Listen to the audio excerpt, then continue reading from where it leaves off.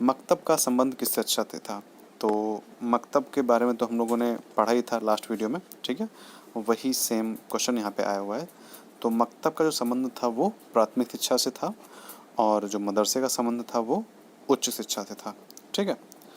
उसके बाद है मुस्लिम धर्म में योग्यता रखने वाले छात्रों की उपाधि दी जाती थी। ये भी हम लोगों ने पढ़ा था। जो मुस्लिम धर्म में जो योग्यताएं रखते थे उनको हम क्या कहते थे? उनको कहते थे आमिल। मुस्लिम धर्म में जो योग्यता रखते थे, ठीक है। काबिल जो है और जो फाजिल है, इन दोनों के बारे में हम लोगों ने लास्ट के एमसीक्यूज में पढ़ा हुआ था, ठीक है। तो आप वहाँ इसको देख सकते हैं कि काबिल किसको कहते हैं और फाजिल किसको कहते हैं। उसके बाद है कि मोहम्मद साहब ज्ञान को किसका आधार मानते थे? मतलब जो मोहम्मद साहब हो ज्ञान का किसको आधार मानते थे, कि ज्ञान का आधार क्या है? तो इसका जो एमसीक्यू वो ऑप्शन है वो है शिक्षा, निजात मुक्ति पाने के लिए, इस्लाम, या फिर ज्ञान। मतलब कौन सा आधार है ज्ञान का जो मोहम्मद साहब के अकॉर्डिंग है? तो इसका जो राइट आंसर है वो है निजात, ठीक है। मतलब निजात का मतलब होता है मुक्ति पाने वाला ज्ञान, जो है मतलब ज्ञान को आधार मानते थे। उसके बाद है मकतब शब्द की उत्पत्ति अरबी के किस शब्द से हुई है? ठीक है। मकतब किस मतलब लैंग्वेज में है, यहाँ पे ये कह रहा है। तो कुतुब लैंग्वेज एक है, उसी में मकतब को बोला जाता है, ठीक है। देखिए, ये मुस्लिम और उनकी शिक्षाओं का एक चैप्टर है, उसी से संबंधित ये एमसीक्यूज हैं, ठीक है। मैं नहीं चाहता हूँ कि कोई भी एमसीक्यूज रह जाए, तो इसीलिए हम लोग सारे एमसीक्यूज सॉल्व करेंगे। एक दिन एक्स्ट्रा लगाएंगे सिलेबस कंप्लीट होने में, लेकिन कोई भी चीज़ छूटनी नहीं चाहिए, ठीक है। फिर क्या है, मदरसा मदरसा शब्द की उत्पत्ति अरबी के किस शब्द से हुई है? तो मदरसा शब्द की उत्पत्ति जो है अरबी के दरस शब्द से हुई है, ठीक है। दरस शब्द से हुई है। अब इसी का जो है दरस शब्द का जो अर्थ क्या होता है यहाँ पे बता रहे हैं। तो दरस शब्द का अर्थ होता है भाषण देना, ठीक है। उसके बाद मध्यकालीन शिक्षा में शागिर्द कहते थे। देखिए, शागिर्द का मतलब होता है कि एक एक जो लीडर होता है उसका एक सहपाठी, मतलब को जैसे कह सकते हो पीए टाइप में, ठीक है। जो सीख रहा होता है उसी की चीज़ों को। देखिए, पीए पर्सनल असिस्टेंट एक दूसरा चीज़ होता है, लेकिन आप उसी के जैसे मान सकते हो, उसको आप पीए नहीं कह सकते हो, क्योंकि पीए एक अलग चीज़ है। शागिर्द होता है जो इंसान अपने लीडर की चीज़ों को सीख रहा होता है और उस एक जगह मतलब एक समय बाद में वो उसकी जगह ले लेता है, तो उसको शागिर्द बोलते हैं। एक तरीके से उसको आप शिष्य कह सकते हैं। तो यहाँ पे शिष्य मतलब कोई ऑप्शन नहीं है, छात्र नहीं कह सकते हैं, छात्र का एक अलग मीनिंग हो जाता है, मित्र भी नहीं कह सकते हैं, ना ही शिक्षक कह सकते हैं। तो इसका राइट आंसर जो है वो है डी, उपयुक्त में से कोई नहीं, ठीक है। फिर नेक्स्ट है कि सैयद अलाउद्दीन ने निर्माण कराया था। तो सैयद अलाउद्दीन ने क्या निर्माण कराया था? ऑप्शन है मकतब एवं मदरसों का, दरगाहों का, कुरान स्कूलों का, फ़ारसी स्कूलों का। तो सैयद अलाउद्दीन ने निर्माण कराया था किसका? मकतब एवं मदरसों का, ठीक है। याद रखना, ये कोई इम्पोर्टेंट क्वेश्चन है। उसके बाद है कि मध्यकालीन शिक्षा के दोषों में शामिल नहीं है। मध्यकालीन में जो दोष थे, शिक्षा के जो दोस्त थे वो उसमें शामिल नहीं है। ऑप्शन है हमारे कठोर दंड प्रणाली, शिक्षा में जन शिक्षा की उपेक्षा, धर्म परिवर्तन पर बल, वैदिक शिक्षा को प्राथमिकता, ठीक है। तो इसका जो राइट आंसर है वो क्या है? वैदिक शिक्षा को प्राथमिकता। देखिए, ये दोष नहीं था, ठीक है। दोष थे कि कठोर दंड प्रणाली, मतलब तब के टाइम की जो दंड प्रणाली थी वो कठोर थी, मतलब पनिश करने के जो सिस्टम था, पनिशमेंट सिस्टम, वो काफ़ी हार्ड था। जो रिलीजन चेंज पे था उस पर बल था, मतलब धर्म परिवर्तन कराने पे ज़्यादा फोकस करते थे। ये दोष थे। फिर शिक्षा में जन शिक्षा की उपेक्षा, मतलब कि जो लोगों की जो आकांक्षाएं, मतलब जो उम्मीदें हैं, होप होती थी शिक्षा को लेकर के, एजुकेशन को लेकर के, उनकी उपेक्षा की जाती थी, मतलब उनको अवॉइड किया जाता था, ठीक है। उसके बाद है कि आधुनिक शिक्षा का आरंभ हुआ है, मतलब मॉडर्न जो एजुकेशन है उसका आरंभ कब हुआ है, स्टार्टिंग उसका कब हुआ है? देखिए, काफ़ी स्टूडेंट्स जो कह रहे हैं इंग्लिश में मतलब प्रोवाइड कराइए, ठीक है। देखिए, एक तो कहीं से भी चीज़ें मिल नहीं रही हैं, और जो चीज़ें मिल रही हैं वही मैं आपके सामने डिस्कस कर रहा हूँ, क्योंकि मैं चाहता हूँ कि आप लोगों के मार्क्स आएँ, मतलब एटलीस्ट आप लोग पास हो जाएँ, क्योंकि अचानक से सिलेबस चेंज हुआ है। तो मैं नहीं चाहता हूँ ना कि आप लोग फेल हों। तो इसीलिए जितने भी एमसीक्यूज, जहाँ से जो मटेरियल मैं कलेक्ट कर पा रहा हूँ, एमसीक्यूज बना पा रहा हूँ, खुद से भी एमसीक्यूज बना रहा हूँ, इसीलिए काफ़ी टाइम लगा, 2 से 3 दिन तक, ठीक है, कलेक्ट करने में। तो इसीलिए एक एक एमसीक्यूज बुक्स से बनानी पड़ती हैं, ठीक है, उसको पहले हाईलाइट करते हैं, मतलब काफ़ी टाइम लगता है, इतना आसान नहीं होता है। तो इसलिए जो चीज़ें मिल रही हैं आप लोग उसको समझने का कोशिश कीजिए। मैं वर्ड्स को इंग्लिश में मतलब ट्रांसलेट कर करके भी मैं समझाने की कोशिश करूँगा, ठीक है। तो आप लोग वीडियो को जो है अच्छे से देखिए, और जो चीज़ समझ नहीं आ रही है आप लोग नीचे कमेंट करिए। इंग्लिश की बात रही, इंग्लिश के मैं समझाने की कोशिश कर रहा हूँ, ठीक है, इसी के आप लोगों को मतलब अलग से एफर्ट ना करना पड़े। तो हमारा 10 नंबर का जो क्वेश्चन है वो है आधुनिक शिक्षा का आरंभ हुआ था, मतलब मॉडर्न एजुकेशन का जो स्टार्टिंग हुआ था वो कब हुआ था, किसके द्वारा हुआ था? मिशनरियों के द्वारा, मतलब जो मिशनरी थे जो यूरोप वगैरह से आए थे। उसके बाद है मतलब हिंदुओं के द्वारा और मुस्लिम्स के द्वारा और मतलब बौद्ध के थ्रू। तो किसके द्वारा जो है आधुनिक शिक्षा का आरंभ हुआ था? तो कह सकते हैं कि मिशनरी जो मतलब आए थे ना, मिशनरीज, इसका वर्ड इंग्लिश में मिशनरीज ही होता है। तो वो जब आए थे तो उन्हीं से आधुनिक शिक्षा का आरंभ होता है। उसके बाद फोर्ट विलियम कॉलेज की स्थापना कहाँ की गई? फोर्ट विलियम कॉलेज आपने सुना होगा, हिस्ट्री अगर पढ़ी है तो फोर्ट विलियम कॉलेज जो है मतलब कहाँ पे इस्टेब्लिश हुआ है?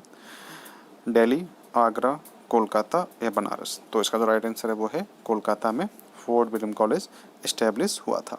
ओके, फिर नेक्स्ट है कि संसद द्वारा ईस्ट इंडिया कंपनी के आज्ञा पत्र का कितने वर्षों के बाद पुनरावर्तन किया गया? मतलब कि एक तरीके से जो ईस्ट इंडिया कंपनी आई थी उसको एक अप्रूवमेंट लेटर दिया गया था, ठीक है, उसी को आज्ञा पत्र कहते हैं। उसको कितने टाइम के बाद में मतलब उसको रिपीट किया गया कि आप दोबारा से फिर मतलब इतने साल के लिए आप मतलब कर सकते हो, मतलब यहाँ पे जो है व्यापार कर सकते हो, ट्रेड कर सकते हो। वो जो है वो कितने सालों बाद, कितने ईयर्स के बाद में उसको दोबारा कहा गया करने के लिए? तो इसका जो ऑप्शन है 20, 30, मतलब 20, 30, 24 एंड 25। तो इसका जो राइट आंसर है वो क्या है? राइट आंसर है 20 वर्ष, मतलब 20 ईयर्स के बाद में उसको फिर से मतलब आगे आने वाले टाइम्स के लिए जो है अप्रूवमेंट लेटर दे दिया गया। किसको? ईस्ट इंडिया कंपनी को। फिर एक ग्रांट को कभी कभी भारत की आधुनिक शिक्षा का जन्मदाता कहा जाता है। अब इसका देखिए स्कैन करने में टाइम लग गया, मतलब वो कट गया नीचे, हम लोगों ने ध्यान नहीं दिया, ठीक है, बट फिर भी इसका आंसर आपको मिल जाएगा कि ग्रांट को कभी कभी भारत की आधुनिक शिक्षा का जन्मदाता कहा जाता है। देखिए ऐसे जो कथन होते हैं ना, स्टेटमेंट, कि मतलब समटाइम्स जो ग्रांट हैं उनको मॉडर्न शिक्षा का जो है फादर कहते हैं, उसको एक तरीके से जन्मदाता, मतलब जन्मदाता कहते हैं उनको, ठीक है। तो इसका जो राइट आंसर वो है नूरुल्लाह एवं नायक, मतलब नूरुल्लाह एवं नायक को हम, इन्होंने ये कथन कहा है कि ग्रांट को कभी कभी भारत की आधुनिक शिक्षा का जन्मदाता कहा जाता है, ठीक है। जो ग्रांट थे उनको मॉडर्न एजुकेशन का फादर कहा जाता है। उसके बाद है कि लॉर्ड मैकाले भारत के गवर्नर जनरल की काउंसिल के कानूनी सलाहकार के पद पर कब नियुक्त हुए? तो लॉर्ड मैकाले 10 जून 1834 को, 10 जून 1833 को एंड 15 जून 1934 को एंड 17 मई 1833 को। तो इसका जो राइट आंसर है वो है 10 जून 1834 को। ये इतना इम्पोर्टेंट नहीं है, आप इसको मतलब अवॉइड कर सकते हैं, लेकिन फिर भी क्योंकि आपके सिलेबस में है तो आपको मतलब पढ़ना तो है ही है, ठीक है। उसके बाद है कि निस्पंदन सिद्धांत का जनक कौन, किसके कहते हैं? मतलब निस्पंदन सिद्धांत का जनक किसे कहा जाता है? William Bentinck, Lord Macaulay, would या फिर कॉर्नवालिस? तो इसका जो राइट आंसर वो है लॉर्ड मैकाले को हम क्या कहते हैं? निस्पंदन सिद्धांत का जनक, ठीक है। उसके बाद है कि भारतीय शिक्षा आयोग को अन्य किस नाम से जाना जाता है? भारतीय शिक्षा आयोग को अन्य किस नाम से जाना जाता है? ऑप्शन है कोठारी शिक्षा आयोग, हंटर शिक्षा आयोग, भारतीय शिक्षा नीति या हरटांग समिति, ठीक है। तो इसका जो राइट आंसर वो क्या है? हंटर आयोग। यहाँ से शुरुआत हुई थी आई थिंक 1882 में, जो भी मुझे याद है। अगर कन्फ्यूजन है तो आप लोग मुझे कमेंट करके बता दीजिए कि हंटर आयोग कब आया हुआ था, ठीक है। फिर है बनारस संस्कृत कॉलेज कब और किसके द्वारा प्रारंभ किया गया था? तो Banaras Sanskrit college Jonathan Duncan के द्वारा, वॉरेन हेस्टिंग्स के द्वारा, नूरुल्लाह व नायक के द्वारा या डीओ एलेन के द्वारा? तो इसका राइट आंसर क्या है? वॉरेन हेस्टिंग नहीं है, ठीक है। जो लोग दिमाग लगा रहे हैं वो वॉरेन हेस्टिंग नहीं है, जोनेथन डंकन के द्वारा जो है बनारस संस्कृत कॉलेज की स्थापना की गई थी। ओके। उसके बाद नेक्स्ट है कि बहुत से व्यक्तियों को थोड़ा सा ज्ञान देने की अपेक्षा थोड़े से व्यक्तियों को बहुत सा ज्ञान देना अच्छा है। ये स्टेटमेंट काफ़ी अच्छा है, मतलब कि आप सम पीपल्स को जो है काफ़ी अच्छा ज्ञान दो, मतलब बहुत सी पीपल्स को थोड़ा सा अच्छा ज्ञान देने की बजाय, मतलब थोड़ा सा अच्छा नॉलेज देने की बजाय, जो सम पीपल्स को ना बहुत अच्छा सा ज्ञान देना, मतलब नॉलेज अच्छी होनी चाहिए कुछ लोगों को, अदर देन कि बहुत सारे लोगों को कम कम नॉलेज हो। ये स्टेटमेंट किसने कहा है? ऑथर का है, मैकाले का है, या फिर फ्रांसिस बार्डिन का है, या फिर वुड का है? तो इसका जो राइट आंसर है वो है मैकाले का। मैकाले ने ये बात कही है। ओके, फिर मैकाले ने अपना प्रतिवेदन प्रस्तुत किया था। ये बहुत इंपॉर्टेंट क्वेश्चन है, इसको आपको ध्यान में रखना है। तो ये है 1835 में जो है प्रतिवेदन प्रस्तुत किया था।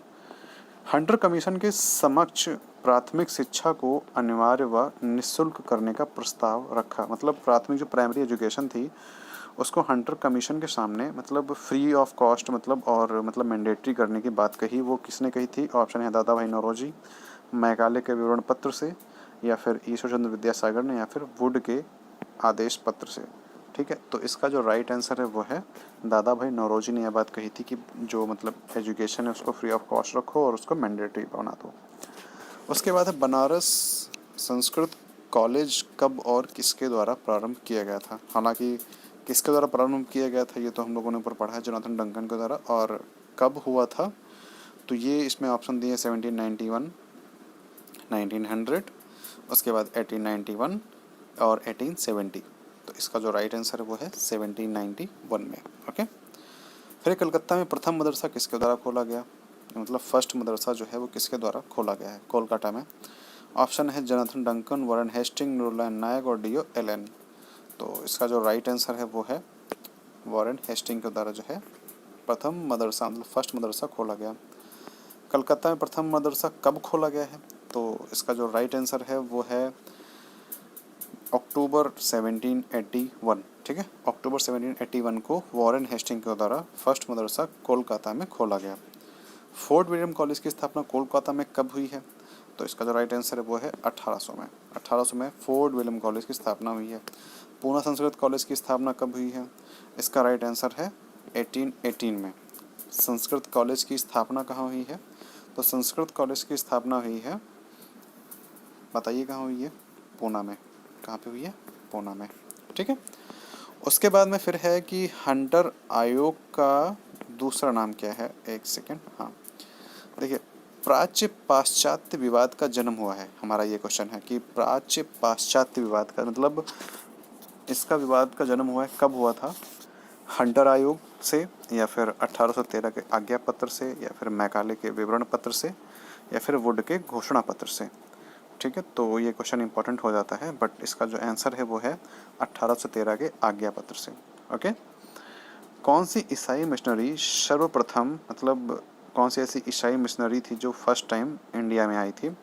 इसके ऑप्शन हैं डच, फ्रांसीसी, अंग्रेज और पुर्तगाली। इंपॉर्टेंट क्वेश्चन है, नॉर्मल क्वेश्चन है और नॉलेजेबल क्वेश्चन है। तो इसका जो राइट आंसर है वो क्या है? डी, पुर्तगाली, जो सबसे पहले वो भारत में आए थे। फिर है शिक्षा के लिए छनाई का सिद्धांत। मतलब छनाई का सिद्धांत एक तरीके से जो हम छानते नहीं है, तो जैसे आटा छानना या कुछ छनाई वाला सिद्धांत, उसको इंग्लिश में क्या बोलते हैं मुझे याद नहीं आ रहा है। तो छनाई का सिद्धांत किसने लागू किया है? ऑप्शन है वुड, एडम्स, मैकाले या बेंटिक ने। तो इसका जो राइट आंसर है वो है मैकाले ने। ओके, मैकाले द्वारा दिया जा रहा जो सिद्धांत है वो क्या है? कौन सा सिद्धांत मैकाले ने दिया है? निष्पंदन सिद्धांत, छनन का सिद्धांत, छनाई का सिद्धांत या उपर्युक्त सभी? तो वैसे इसका राइट आंसर आप गेस कर लीजिए, क्योंकि जब एक से मिलता जुलता हो छनन सिद्धांत, छनाई सिद्धांत, तो आप यहाँ पे उपर्युक्त सभी ही राइट आंसर लगा सकते हैं। ठीक है, उसके बाद क्या है कि हंटर कमीशन कहते हैं। हंटर कमीशन जो है उसको क्या मान के चलते हैं? तो हंटर कमीशन क्या है? भारतीय शिक्षा आयोग है, राष्ट्रीय शिक्षा आयोग है, माध्यमिक शिक्षा आयोग है या मुदालियार आयोग है? तो हंटर कमीशन को हम क्या कहेंगे? तो हंटर कमीशन क्या है? भारतीय शिक्षा आयोग को हम हंटर कमीशन मतलब भारतीय शिक्षा आयोग के लिए ही हंटर कमीशन आया था। ठीक है, उसके बाद है हंटर कमीशन जो आया था वो आज़ादी से पहले आया था, और आज़ादी के बाद में एक सैडलर कमेटी बैठी थी, उसके बाद में फिर बैठी थी मुदलियार आयोग। ये बैठी थी मुदलियार आयोग किसके लिए? मुदलियार आयोग थी माध्यमिक उच्च शिक्षा के लिए। ठीक है, माध्यमिक शिक्षा आयोग के लिए, जो कि इसमें दिया है आपके सामने। उसके बाद है कि लॉर्ड कर्जन भारत के गवर्नर जनरल किस सन में बनकर आए? तो लॉर्ड कर्जन जो है भारत के गवर्नर किस सन में बनकर आए हैं? तो ये है सन 1898 में। ओके, फिर 33 है शिमला शिक्षा समझौता 1901 का आयोजन किया गया। 1901 शिमला शिक्षा समझौता कब आयोजन किया गया इसका? लॉर्ड कर्जन द्वारा। किसके द्वारा? लॉर्ड कर्जन के द्वारा शिमला शिक्षा समझौता मतलब इसको लागू किया गया। फिर भारतीय शिक्षा आयोग का गठन किसकी अध्यक्षता में हुआ है? इंपॉर्टेंट क्वेश्चन है ये। देखिए, जो आयोग हैं, कमीशंस हैं, आपको इनको याद रखना है। ये क्वेश्चंस आपके बीएड के लिए तो इम्पोर्टेंट होते ही होते हैं, लेकिन आपके ये question TET, C TET, super TET में भी क्वेश्चंस पूछे जाते हैं। आप प्रीवियस पेपर उठा के देख सकते हैं। तो इसका जो आंसर है वो है सर विलियम हंटर। जो भारतीय शिक्षा आयोग के गठन की अध्यक्षता थी वो सर विलियम हंटर या हंटर ने करी थी। ओके, फिर है 1880 में भारत का नया गवर्नर जनरल किसे नियुक्त किया गया? तो ऑप्शन है Lord Auckland, Lord Ripon, Lord Curzon and Lord William Bentinck.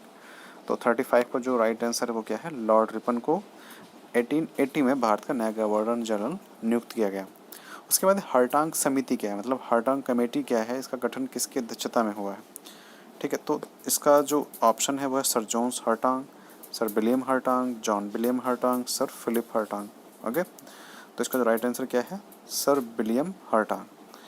देखिए, आप सर नेम याद मत कीजिए, क्योंकि हर्टांग समिति है तो मतलब यहाँ पे देखिए चारों हर्टांग हैं, मतलब सर नेम चारों के सेम हैं, तो इसीलिए आपको नाम याद रखना है सर विलियम हर्टाग। ओके, फिर हमारा नेक्स्ट क्वेश्चन है कि वुड का आज्ञा पत्र मतलब जो अप्रूवमेंट लेटर था प्रकाशित हुआ था वो कब हुआ था? तो 37 एंड का इसका जो ऑप्शन है वो है 19 जुलाई 1854, 2 फरवरी 1835, 24 नवंबर 1839 एंड 7 मार्च 1835। तो इसका जो राइट आंसर है वो है 19 जुलाई 1854। ओके, उसके बाद है बेंटिक ने ब्रिटिश सरकार की नई शिक्षा नीति की घोषणा कब करी है? मतलब जो उसकी नई शिक्षा नीति की घोषणा है वो कब हुई है? इसका राइट आंसर है 7 मार्च 1835 को। ओके, फिर है जामिया मिलिया इस्लामिया विश्वविद्यालय की स्थापना की थी, किसने की थी इसकी स्थापना? ऑप्शन है डॉक्टर जाकिर हुसैन, आजम खान, नजीमुद्दीन सिद्दीकी या फिर अब्बास खान। तो इसका राइट आंसर क्या है? डॉक्टर जाकिर हुसैन ने किसकी जामिया मिलिया इस्लामिया विश्वविद्यालय की स्थापना की थी, जो कि दिल्ली में है। फिर भारतीय शिक्षा का मैग्ना कार्टा कहा गया है? तो भारतीय शिक्षा का मैग्ना कार्टा किसको कहा गया है? ऑप्शन है वुड के आज्ञा पत्र को, 1813 के आज्ञा पत्र को, शिक्षा आयोग को या मुदालियार आयोग को। तो इसका जो राइट आंसर है वो है वुड के आज्ञा पत्र को। वुड के आज्ञा पत्र को भारतीय शिक्षा का मैग्ना कार्टा कहा गया है। ठीक, उसके बाद में फिर हम देखते हैं कि हंटर आयोग का दूसरा नाम क्या था। ये क्वेश्चंस इंपॉर्टेंट हो जाते हैं कि इसका दूसरा नाम क्या है, इसको हम दूसरे नाम से क्या बुलाते हैं। तो ऑप्शन है मुदालियार आयोग, राधाकृष्णन आयोग, भारतीय शिक्षा आयोग, मैकाले के विवरण पत्र। ठीक है, तो इसका जो राइट आंसर है वो क्या है? भारतीय शिक्षा आयोग। उसके बाद है गोखले विधेयक 1911 केंद्रीय धारा सभा में कब पेश किया गया? तो इसका जो ऑप्शन है वो है 16 मार्च 1911, 25 मार्च 1911, 20 मार्च 1911 और 10 मार्च 1911। ये इंपॉर्टेंट क्वेश्चन है। तो इसका जो राइट आंसर है वो है 16 मार्च 1911 को गोखले विधेयक 1911 पेश किया गया। ठीक है, नेक्स्ट है कि कलकत्ता विश्वविद्यालय आयोग कब गठित हुआ है? ऑप्शन है 20 सितंबर 1917, 20 सितंबर 1918, 14 सितंबर 1917, 15 सितंबर 1918। तो इसका जो राइट आंसर है वो है 14 सितंबर 1917। इसके अध्यक्ष कौन थे? नेक्स्ट क्वेश्चन यही है। तो इसके जो अध्यक्ष थे वो थे डॉक्टर माइकल सैडलर। ठीक है, डॉक्टर माइकल सैडलर थे, वो कलकत्ता विश्वविद्यालय के अध्यक्ष थे। 14 सितंबर 1917 को ये उसका गठन हुआ था। फिर है बेसिक शिक्षा को अन्य किन नामों से जाना था, मतलब प्राइमरी एजुकेशन को किन नामों से जाना जाता है? तो इसके जो ऑप्शंस हैं वो हैं वर्धा शिक्षा योजना, नई तालीम, बुनियादी शिक्षा, उपर्युक्त सभी। तो इसका जो आंसर है वो है उपर्युक्त सभी, मतलब ऑल ऑफ द अबव। फिर भारतीय शिक्षा का महाधिकार पत्र किसे कहा गया? भारतीय शिक्षा का महाधिकार पत्र किसे कहा गया है? ऑप्शन है वुड के घोषणा पत्र को, शिक्षा आयोग को महाधिकार का पत्र कहा गया है, या 1813 के आज्ञा पत्र को महाधिकार पत्र कहा गया है, या मुदालियार आयोग को कहा गया है। तो इसका जो राइट आंसर है वो क्या है? वुड के घोषणा पत्र को। देखिए, एक चीज़ और ध्यान रखिए, मुदालियार आयोग हर ऑप्शंस में आ रहा है, तो आप इनके बारे में, हम इसके बारे में अच्छे से डिस्कस करेंगे कि मुदालियार आयोग क्या था, ठीक है, मुदालियार आयोग क्या था और ये कैसे बना, इसका क्या यूज हुआ था, क्यों आया, ओके, इसके बारे में अच्छे से जानेंगे। इससे जो एमसीक्यूज बनेंगे वो हम अलग से डिस्कस करेंगे। फिर हमारा 47 नंबर जो क्वेश्चन है वो है कि लॉर्ड मैकाले संबंधित था। ऑप्शन है हिंदी शिक्षा से, फ्रेंच शिक्षा से, अंग्रेजी शिक्षा से या फारसी शिक्षा से। आपको नॉर्मल सी बात है, वो अंग्रेज था तो अंग्रेजी से ही मतलब जुड़ा होगा, नॉर्मल क्वेश्चन है ये। उसके बाद भारत में अंग्रेजी शिक्षा का सूत्रपात किया था, किसने अंग्रेजी शिक्षा का सूत्रपात किया था? तो ऑप्शन है sir Philip Hartog, doctor Michael Sadler, doctor Macaulay, doctor Ripon. तो ये भी क्वेश्चन इजी ही है। डॉक्टर मैकाले ने जो है वो भारत में अंग्रेजी शिक्षा का सूत्रपात किया था, ठीक है। अंग्रेजी जो है वो डॉक्टर मैकाले के द्वारा ही लाई गई, मतलब लॉर्ड मैकाले के द्वारा। उसके बाद ऑप्शन है कि क्वेश्चन है कि वुड घोषणा पत्र 1854 के कार्यों की समीक्षा किस आयोग ने की थी? ऑप्शन है शिक्षा आयोग, फिर देखिए आ गया मुदालियार आयोग, तो ये ऑप्शन इंपॉर्टेंट हो जाता है मतलब इसका। फिर है हंटर आयोग, और हंटर आयोग भी बहुत इंपॉर्टेंट है। उसके बाद है माध्यमिक शिक्षा आयोग। तो ये 4 ऑप्शन दिए गए हैं। तो इसका जो राइट ऑप्शन है कि वुड घोषणा पत्र 1854 के जो वर्क थे उनका रिव्यू किसने किया है, किस आयोग ने किया है? तो इसका जो आंसर है वो है हंटर आयोग, ठीक है। हंटर आयोग ने इसका समीक्षा किया, मतलब इसका रिव्यू किया है। फिर बनारस हिंदू विश्वविद्यालय 1916 में किसके द्वारा बनवाया गया? बहुत अच्छा क्वेश्चन है ये। तो यहाँ पे हम आंसर समझ ही रहे हैं। आंसर आप बहुत लोगों को पता भी होगा जिन्होंने हिस्ट्री पढ़ी है। नहीं पता है तो यहाँ पे जो इसका राइट आंसर वो है मदन मोहन मालवीय के द्वारा, ठीक है। नेक्स्ट क्वेश्चन है कि मुंबई में प्रथम महिला विश्वविद्यालय की स्थापना किसके प्रयत्नों से हुई है?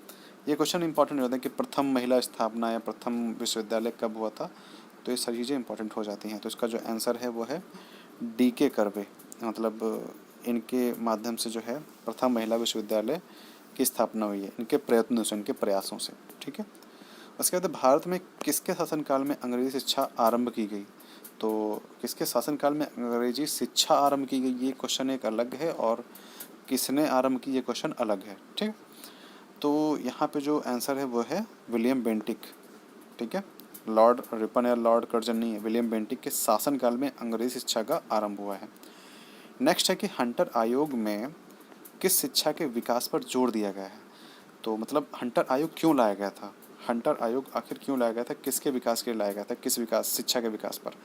प्राइमरी एजुकेशन, मेडिटेरी मतलब माध्यमिक शिक्षा एजुकेशन, और उच्च शिक्षा, या फिर उच्चतर माध्यमिक शिक्षा? तो इसका जो राइट आंसर है वो है प्राथमिक शिक्षा।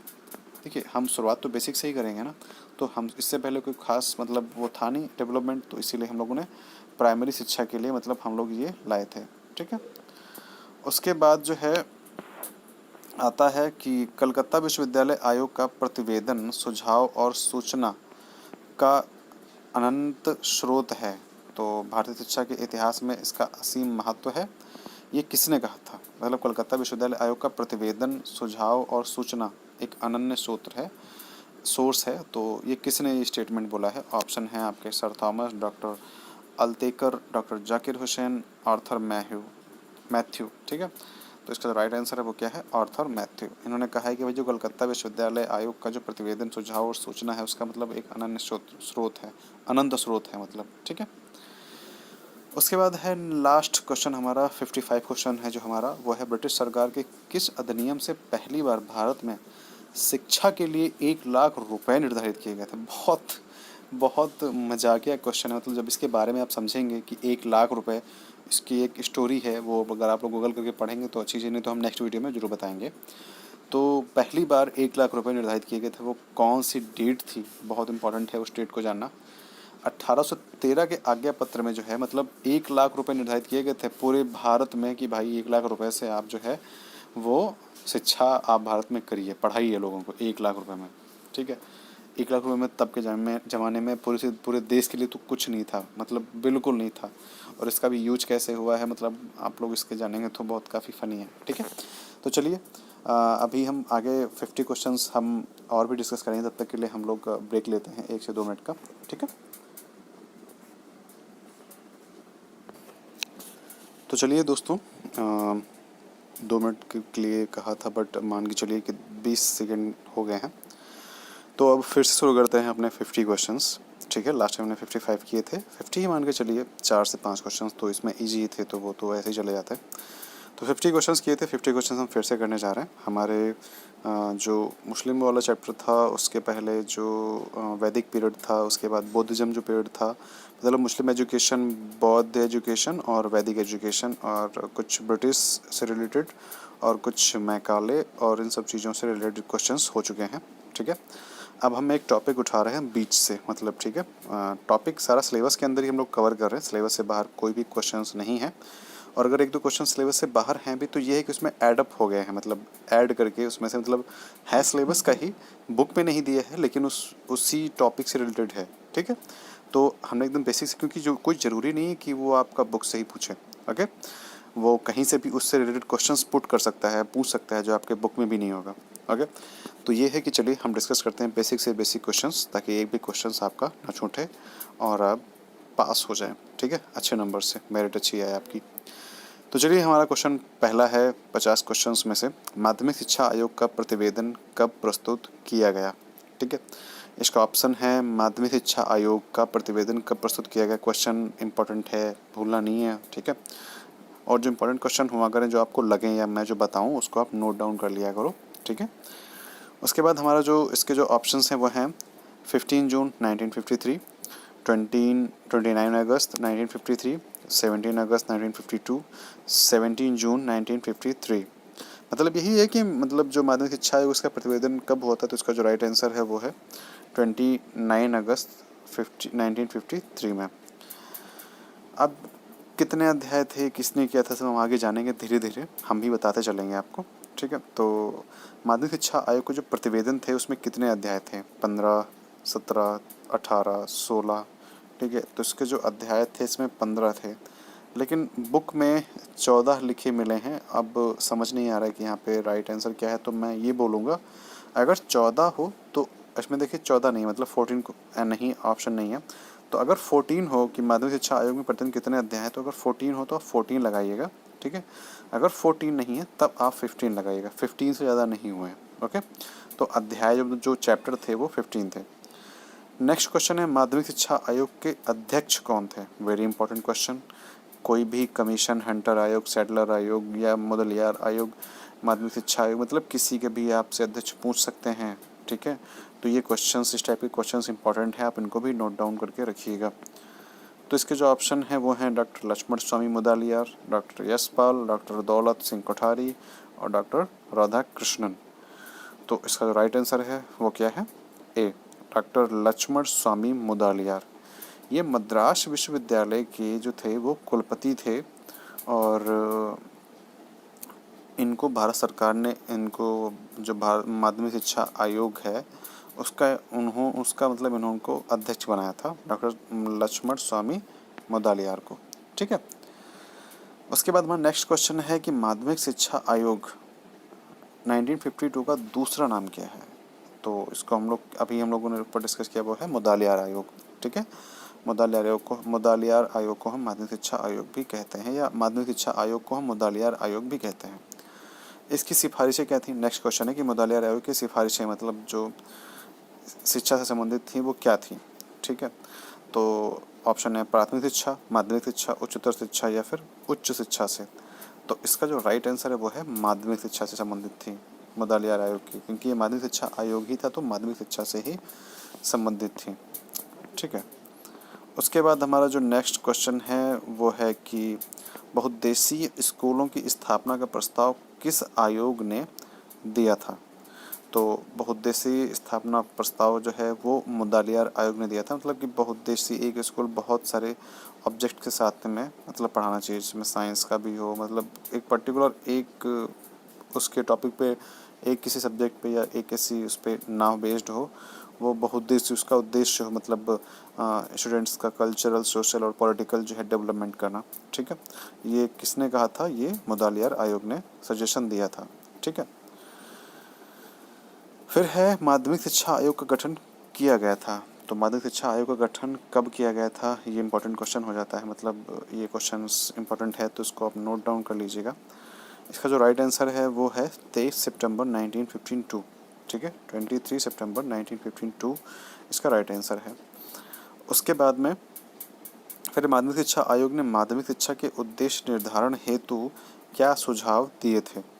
तो व्यक्तित्व का विकास मतलब पर्सनल डेवलपमेंट या लीडरशिप डेवलपमेंट या फिर मतलब व्यावसायिक कुशलता का विकास मतलब जो है, या फिर तीनों। ठीक है, मतलब उन्होंने कहा कि या फिर तीनों हैं या फिर मतलब कोई एक। तो इसका जो राइट आंसर है वो क्या है? डी, उपर्युक्त सभी। अधिकतर देखिए आपको एक तरीका बताते हैं, अगर क्वेश्चंस आपको लग रहा है डाउट है कि ये है, अगर उसमें ऑप्शन उपर्युक्त सभी है तो आप उसको लगा दीजिए, फिर आंख बंद करके लगा दीजिए। ठीक है, 90% क्वेश्चन सही हो जाते हैं। ओके, तो इसका जो राइट आंसर है वो क्या है? उपर्युक्त सभी। उसके बाद माध्यमिक शिक्षा आयोग ने एक सत्र में कार्य दिवस निर्धारित किए थे।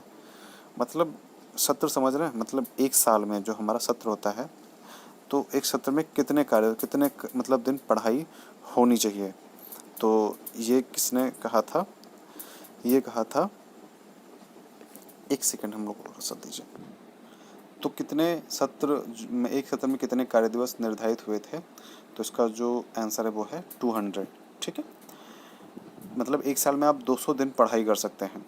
उसके बाद माध्यमिक शिक्षा आयोग ने जूनियर माध्यमिक स्तर के पाठ्यक्रम को कितने भागों में विभाजित किया है? ये सब किताब में है लिखा हुआ। ठीक है, माध्यमिक शिक्षा आयोग ने जूनियर माध्यमिक स्तर के पाठ्यक्रम को कितने भागों में विभाजित किया है? जो आयोग था इसने जूनियर माध्यमिक सबसे उच्च शिक्षा जो है माध्यमिक जूनियर माध्यमिक स्तर के कितने भागों में डिवाइड किया है? तो इसका जो राइट आंसर है वो है 7 भागों में।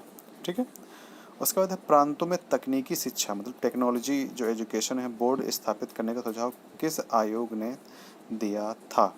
तो इसका जो है किस आयोग ने दिया था? इसका आंसर ऑप्शंस हैं इसके, शिक्षा आयोग, विश्वविद्यालय आयोग, मुदालियार आयोग, कोठारी आयोग। तो मुदालियार आयोग, क्योंकि इसके बारे में हम लोग पढ़ रहे हैं तो उसका आंसर यहाँ पे होगा मुदालियार आयोग। ठीक है, उसके बाद है कि हमारा 12 नंबर जो क्वेश्चन है वो है योग्य शिक्षकों के लिए प्रशिक्षण के एमएड कोर्स को जोड़ने की बात किस आयोग ने की थी? मतलब एमएड कोर्स को भी जोड़ दो, ये किस आयोग ने कहा था? तो मुदालियार आयोग ने ही कहा था। उसके बाद हमारा 13 नंबर क्वेश्चन है कि स्कूल स्वास्थ्य सेवा योजना शुरू करने का सुझाव किसने दिया था? मतलब स्कूल स्वास्थ्य सेवा, मतलब स्कूल स्वास्थ्य सेवा एक योजना होती है जिसमें स्वास्थ्य संबंधित सेवाएं मतलब जो होती हैं वो दी जाती हैं। तो ये किसने कहा था कि भाई आप स्कूल स्वास्थ्य सेवा योजना शुरू करो, जैसे कि जो बच्चों को चोट वोट लगे ऐसा कुछ हो तो उस टाइम मतलब उनकी स्वास्थ्य से संबंधित समस्याओं का समाधान किया जा सके। तो 13 का जो आंसर है वो क्या है? माध्यमिक शिक्षा आयोग, मतलब माध्यमिक शिक्षा आयोग के द्वारा हुआ था, शुरू हुआ था। मुदालियार आयोग ने योग्य शिक्षकों के लिए प्रशिक्षण के लिए क्या जोड़ने की बात की थी? BEd course, MEd course, MPhil course या फिर डीएलएड कोर्स। ठीक है, तो हमारा जो 14 नंबर क्वेश्चन का जो आंसर है वो है एमएड कोर्स। ठीक है, मतलब योग्य शिक्षकों के प्रशिक्षण के मतलब उनके और ज़्यादा प्रशिक्षित होने की बात कही थी।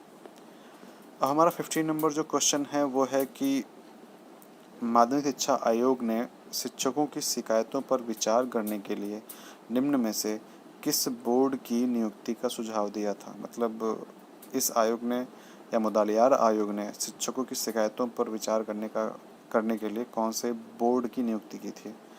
शिक्षक सहायता बोर्ड, शैक्षिक शिकायत बोर्ड, ऑर्बिटेशन बोर्ड या शिक्षक गुणवत्ता सुधार बोर्ड।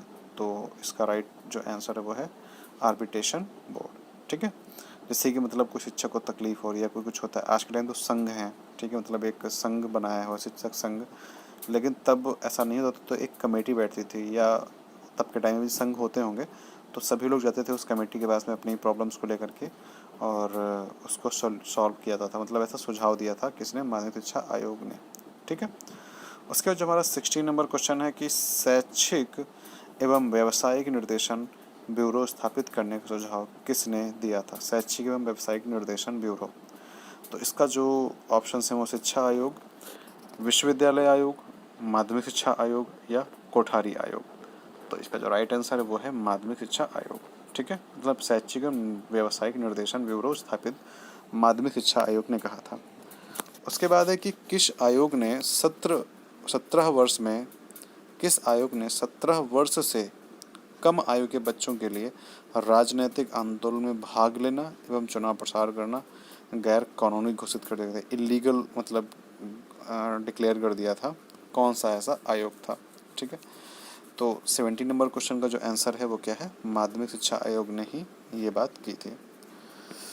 उसके बाद है फिर हमारा कि उसके बाद है हमारा कि शिक्षकों का परीक्षण काल साधारणतया 1 वर्ष करने, सेवानिवृत्ति आयु 58 वर्ष के स्थान पर 60 वर्ष करने एवं प्राइवेट ट्यूशन पढ़ने का सुझाव प्रस्ताव किया था। किसने कहा था भाई? ऑप्शन है विश्वविद्यालय आयोग, कोठारी आयोग, माध्यमिक शिक्षा आयोग, सैडलर आयोग। तो सिंपल सी बात है, हमारा जो राइट आंसर वो है माध्यमिक शिक्षा आयोग। ठीक है।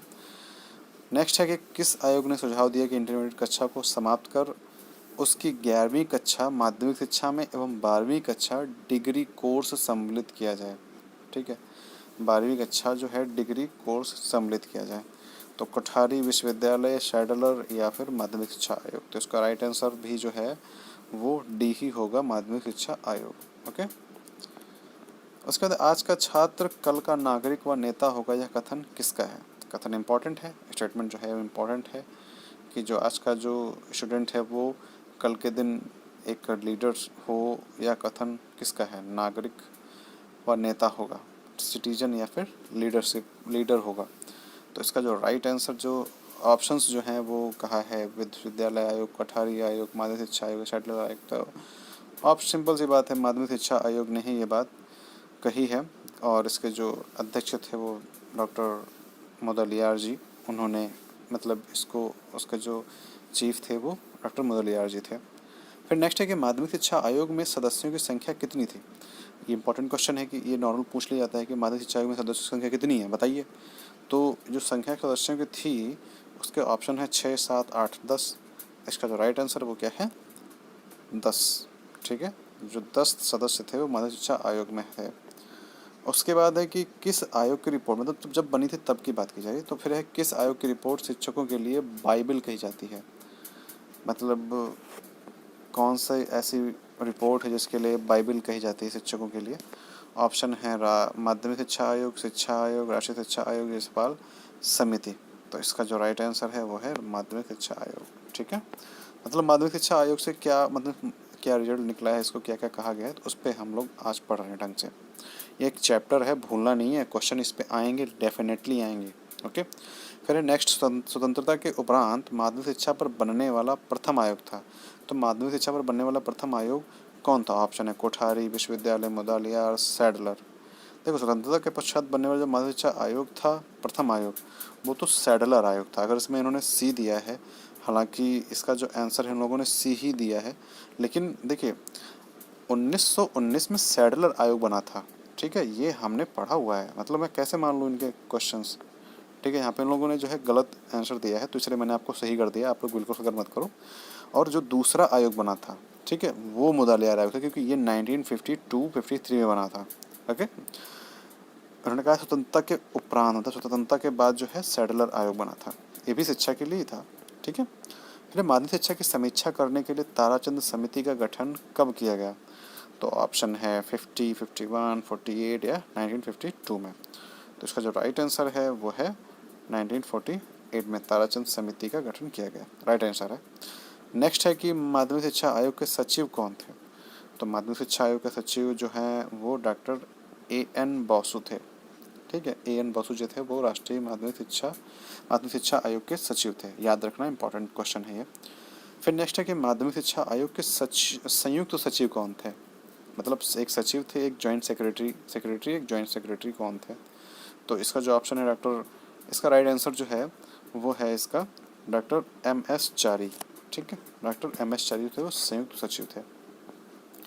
देखिए, मैं फालतू का चीज़ें ऐडअप करके टाइम नहीं बढ़ाना चाहता हूँ, मैं चाहता हूँ कम टाइम में चीज़ें आपकी सबसे ज़्यादा से ज़्यादा क्लियर हो जाए।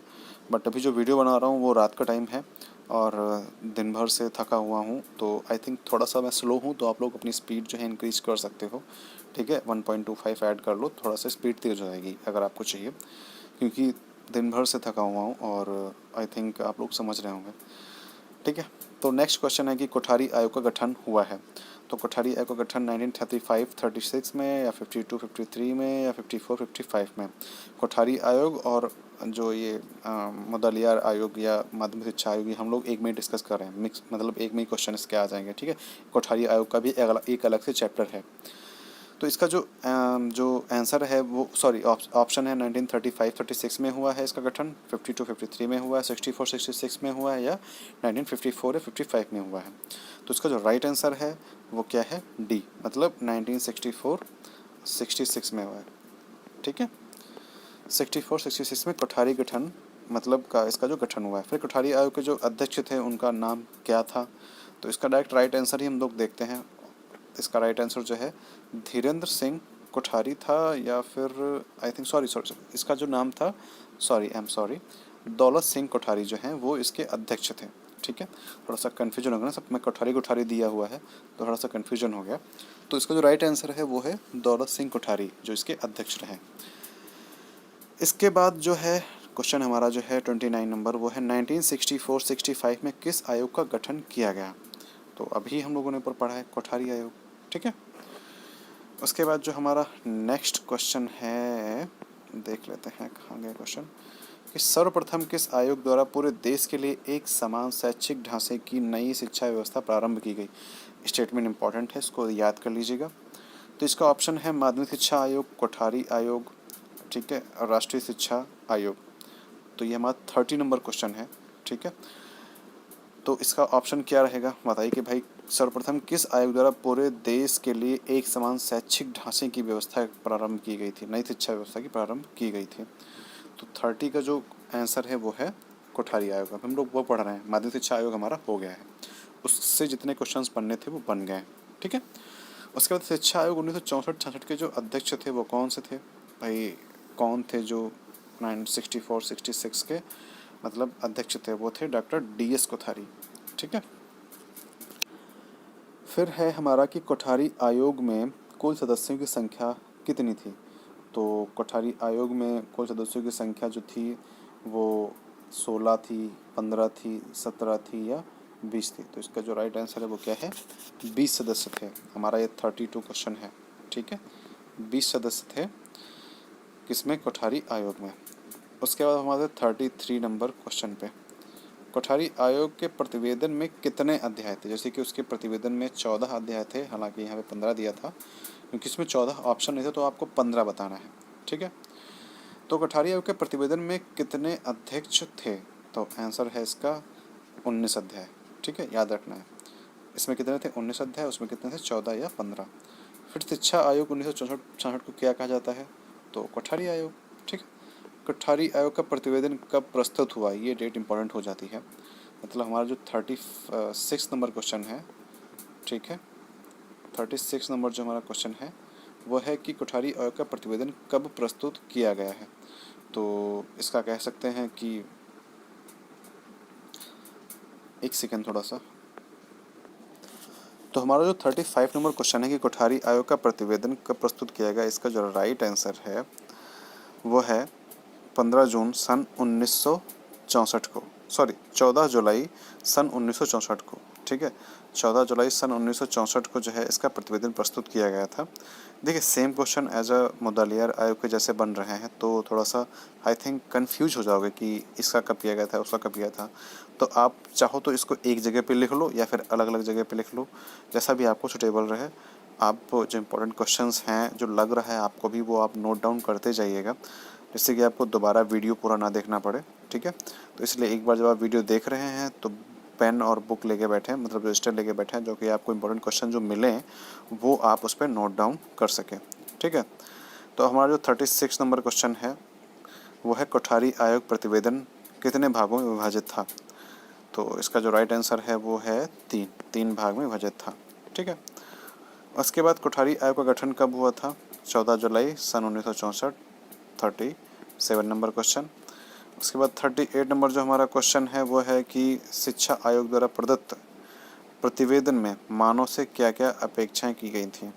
ठीक है, तो हमारा जो राइट आंसर है वो है उपर्युक्त सभी, मतलब उदार एवं व्यापक दृष्टिकोण, अनुशासन या राष्ट्र प्रेम, ये तीनों हैं। ठीक है, तो इसमें उपर्युक्त सभी है, तो ये उपर्युक्त से मतलब ऑल ऑफ द एबव लगा सकते हैं।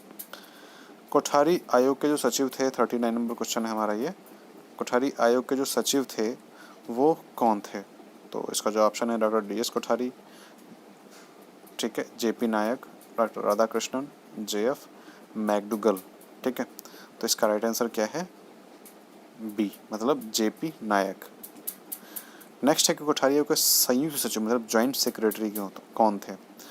तो डी.एस. कोठारी तो होंगे नहीं, जेपी नायक भी नहीं होंगे, ठीक है, बचे हैं दो, तो यशपाल या फिर जे.एफ. मैकडूगल। तो इसका जो राइट आंसर वो क्या है, जे.एफ. मैकडूगल जो थे वो क्या थे, कोठारी आयोग के संयुक्त सचिव मतलब जॉइंट सेक्रेटरी जिसको बोलते हैं वो थे। फिर है कोठारी आयोग के गठन के समय, कोठारी आयोग के गठन के समय डॉक्टर डी.एस. कोठारी किस पद पर नियुक्त थे?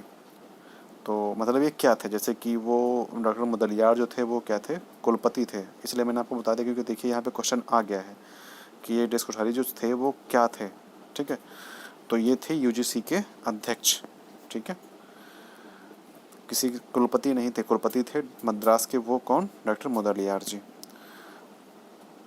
उसके बाद हम चलते हैं अपने नेक्स्ट क्वेश्चंस पे। किस आयोग ने प्राथमिक शिक्षा, माध्यमिक शिक्षा एवं उच्च स्तरीय शिक्षा के विकास की सिफारिशें की थीं?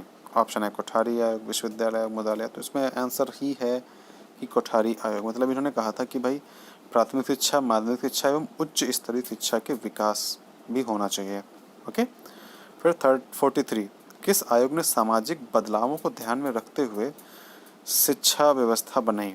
तो ये भी कोठारी आयोग ही होगा कि उन्होंने सामाजिक बदलावों को भी ध्यान में रखा और तब शिक्षा नीति बनाई। कोठारी आयोग में कितने विदेशी विशेषज्ञ शामिल थे? तो इसमें कितने विदेशी मतलब शामिल थे, वो थे कितने, 3 थे, 4 थे, 5 थे या 6 थे? तो इसका जो राइट आंसर है वो है 6, मतलब जो 6 थे वो क्या थे, विदेशी मतलब फॉरेनर जो स्पेशलाइजेशन था जिनको, वो 6 लोग थे कोठारी आयोग में। इम्पोर्टेंट नहीं है इतना। फिर नेक्स्ट है कि स्वतंत्रता के उपरांत संपूर्ण शिक्षा पर बनने वाला प्रथम आयोग। थोड़ा सा देखिए, अब संपूर्ण शिक्षा की बात कही जा रही है यहाँ पे, तो यहाँ पे थोड़ा सा ऑप्शन चेंज हो जाएगा। अब यहाँ पे हम मुदलियार आयोग या फिर सैडलर आयोग नहीं लगाएंगे, ठीक है, यहाँ पे हम लगाएंगे कोठारी आयोग क्योंकि उन्होंने संपूर्ण शिक्षा की बात की है। तो क्वेश्चन को पढ़ने के बाद ही जवाब देना है, संपूर्ण शिक्षा पर बनने वाला प्रथम आयोग। ओके, फिर नेक्स्ट क्वेश्चन जो है हमारा वो है, एक सेकेंड थोड़ा सा चेंज कर लें, ये क्या हो गया, आई डोंट नो।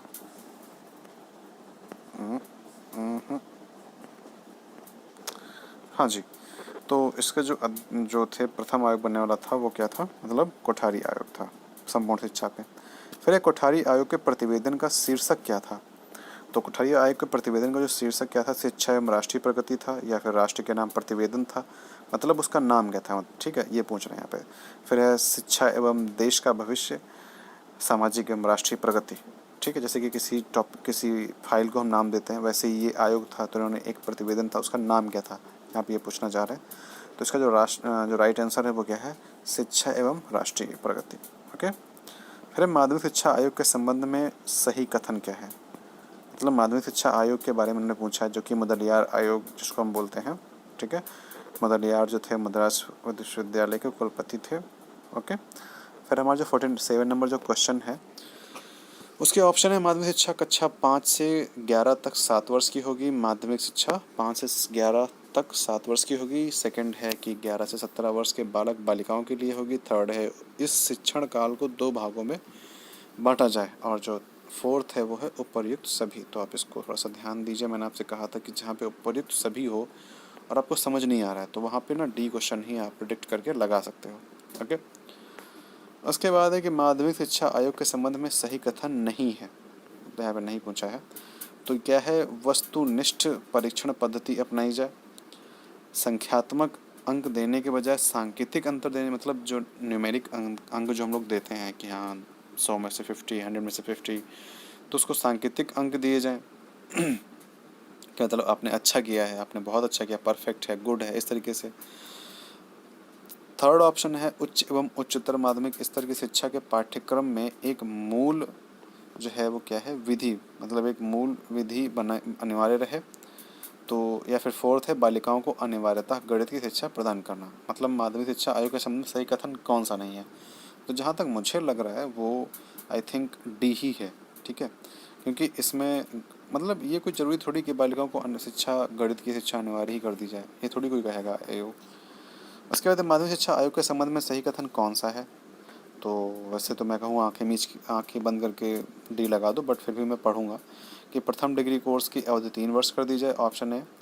फिर है माध्यमिक स्तर पर बहुउद्देशीय स्कूल खोले जाएं, ऑप्शन बी। उसके बाद है महानगरों में केंद्रीय प्रौद्योगिकी विद्यालय खोले जाएं, ऑप्शन सी है।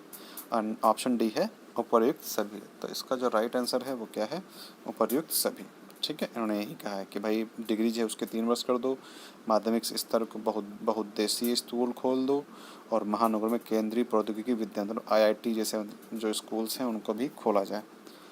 उसके बाद माध्यमिक शिक्षा आयोग के संदर्भ में सही कथन नहीं है। ठीक है, तो भाई सही कथन कौन सा नहीं है? तो जैसे कि 4 या 5 वर्ष की प्राइमरी शिक्षा, ये सही है। उसके बाद में त्रिभाषा सूत्र का सुझाव, ये भी सही है। सेकेंडरी शिक्षा के 2 भाग होने चाहिए, एक 11th, दूसरा 12th, हम लोगों ने पढ़ा था। अगर आपने नहीं पढ़ा तो फिलहाल मैं आपको बता दे रहा हूँ, ये माध्यमिक शिक्षा आयोग की संस्तुति थी। तो इसका जो राइट आंसर है वो क्या है? ग्रामीण विद्यालयों में कंप्यूटर शिक्षा देना, मतलब ये कथन उन्होंने नहीं कहा था। ठीक है, तो यहाँ पे ये रॉन्ग हो जाता है। तो हमारे 55 और +50 हमारे 105 क्वेश्चंस हो गए हैं।